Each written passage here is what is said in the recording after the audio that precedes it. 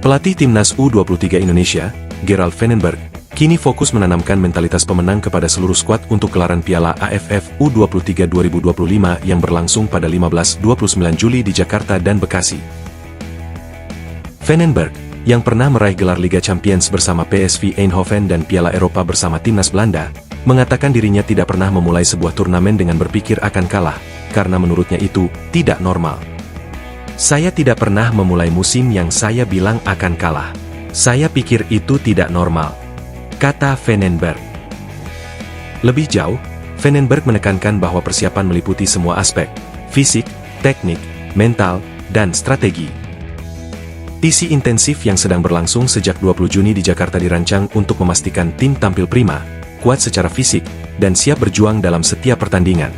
Ia menegaskan, kita harus menang setiap pertandingan, sebagai filosofi dasar timnya. Di mana kita akan berakhir, saya tidak tahu.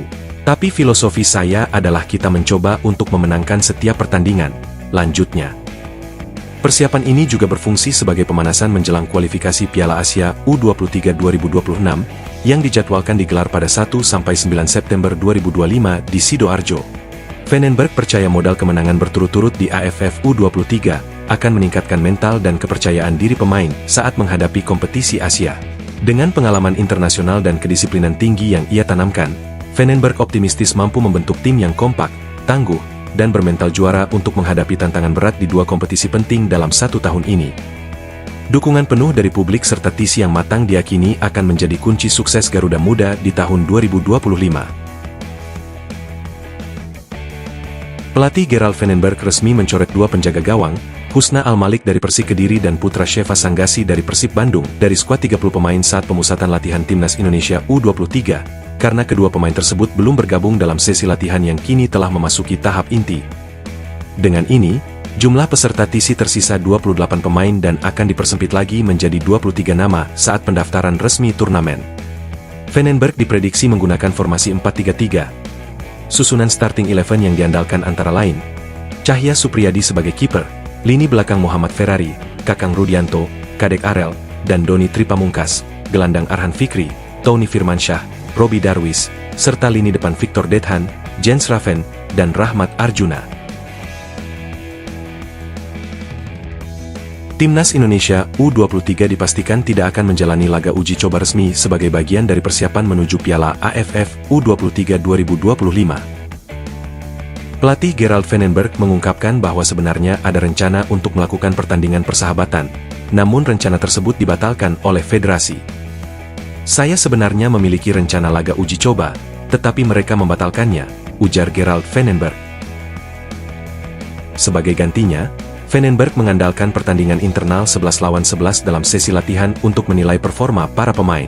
Ia mengaku tetap terbantu dengan metode ini, karena bisa melihat detail permainan pemain secara langsung di lapangan. Jadi, kami harus memainkan game internal 11 melawan 11, tapi bagi saya tidak ada masalah. Saya tetap bisa melihat semua pemain saya, itu bagus, jelas Gerald Vandenberg.